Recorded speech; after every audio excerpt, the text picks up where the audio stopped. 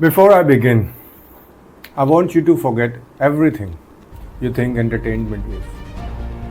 I don't think you will ever be able to watch a movie, read a book, play a game, scroll Instagram, or even tell a joke the same way again. There is something strange about being human. We spend nearly every walking hour trying to survive. We build houses, invent medicine, grow food, fight disease, create governments, protect boundaries, study the universe, and push technology further every single year. Everything we do seems to point toward one goal: survive. And yet, every single civilization that has ever exists spend an unbelievable amount of time doing something that's contribute absolutely nothing to survive. Stories, songs, poems, paintings, theater, dance, music, game, comedies, fictions, entertainment. Why? No, seriously, why? Evolution is ruthless. It removes what is useless. It doesn't reward waste. If a behavior is one energy without increasing the odds of survival, it disappears. That's how evolution works, which makes entertainment an anomaly, a paradox, or maybe our definition of survival has been wrong all along. Imagine you born not today, but thousands years ago. There were no electricity, no internet, no money, no schools, no book, no map, no police, no hospitals, no language as we know it. Just a tribe, a fire, the night, and fear. Lots of fear. Every sound could mean death. Every shadow could hide a predator. Every sunrise was never guaranteed. Now ask yourself, if you were one of them, what would matter? Nothing. Food, right? Water, shelter, protection must be, and nothing else. Certainly not stories. Wrong, because that's exactly where stories appear. Not after civilization, but before it. Not after comfort, but before safety. But not after abundance, but during scarcity. And that is where our investigation begins. People often says stories were created to entertain people. I don't believe that. In fact, I think that's a background. Entertainment was never the purpose of story. It was the disguise. Stories were doing something else, something much bigger. They were rewriting the human brain. Think about it. If I tell you there is a poisonous snake near the river, you will learn one fact. But if I tell you about a child who ignored his father, walked towards the river, heard something move, looked down, and never came home, you probably remember that story for years. The information didn't change, but delivery did. Why? Because your brain isn't designed to remember information. It's designed to remember experiences, and stories simulate experience without the danger, without the cost, without the consequences.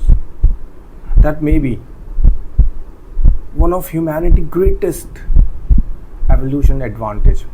Every other animal mostly learn from direct experience. Human can learn from imagined experience. That's an extraordinary leap. One person's mistake become everyone else's lesson. Without anyone else having to make same mistake, stories become shared memory. Before library, before paper, before writings, before language become permanent, stories were humanity's cloud storage. But here's the strange part.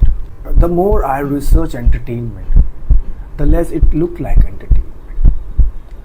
The more it looked like a software. Imagine every child is born with the most powerful computer ever created, the human brain. Now imagine that computer has no operating system, no language, no value, no morality, no identity, nothing. Now, how do you install one? Stories? Because stories teach what courage looks like. Stories teach what betrayal feels like. Stories teach who deserve love, who deserve punishment, who belongs, who don't. Every bedtime story is secretly programming a worldview.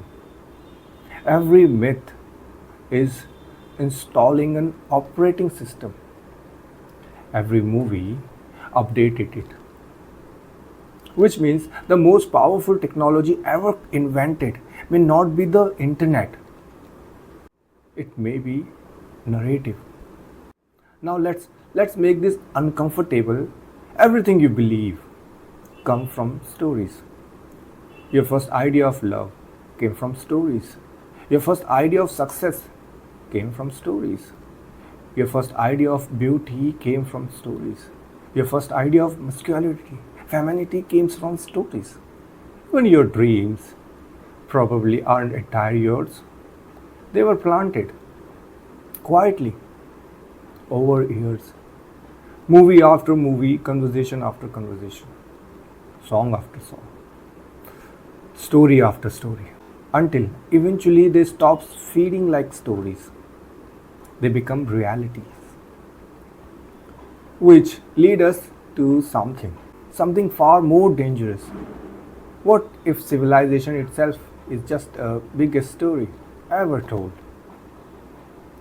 Okay, before you reject the idea, look around. Look around. What is money? Paper? Plastic? Number on screen? No. Money works because billions of strangers collectively agree it has a value. The agreement is socially construct, real in its effect, but depends on shared belief rather than physical property. What is nation? You can't touch India, Australia, America, but you can touch land.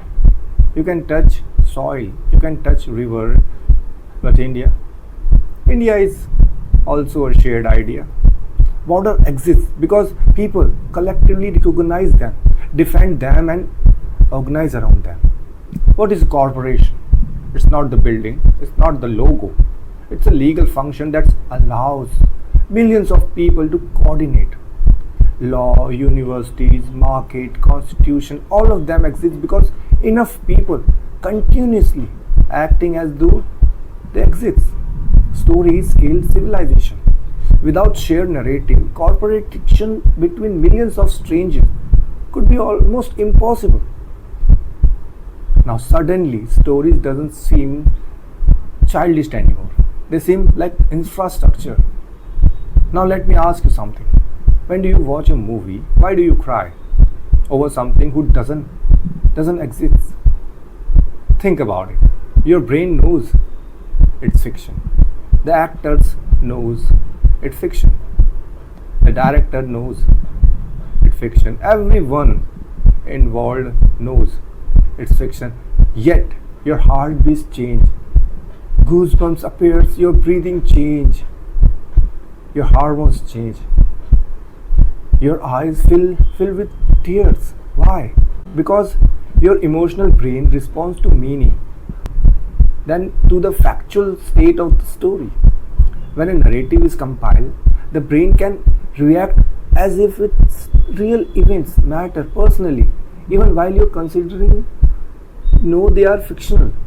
That's incredible. Your brain cannot simply be described as a truth detector. It's a meaning detector, and meaning is what stories manufacture.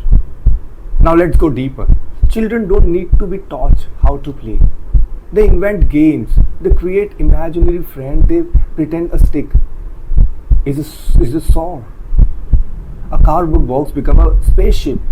Why? Nobody taught them narrative. Nobody taught them in imagination. So where did it come from? Maybe storytelling is in cultural invention. Maybe it's a biological instinct. It's just like a language. It's just like curiosity. It's like fear. Maybe humans don't invent stories. Maybe stories emerge wherever human exists. For centuries we believe civilization creates stories. But what if stories create civilization? Think about it. Before they were king, someone had to convince people that one person should rule. Before they were law, someone had to convince people that invisible rules matter. Before there were religions, someone had to convince people that unseen world exists. Before there were revolutions, someone had to convince people or ordinary people that the future could be different from the past. Every civilization begins not with stone but belief, and belief travel inside stories. So maybe we have been asking the wrong question. Question isn't why do humans love stories? The real question is why does reality itself seem require them? Because the deeper I went into neuroscience, into anthropology, into psychology, into history, one realized it refused to leave me alone. Entertainment isn't something human consume. It's something human become. And if that's true, then the next question is terrifying. Because if stories build humanity, who is writing the story now?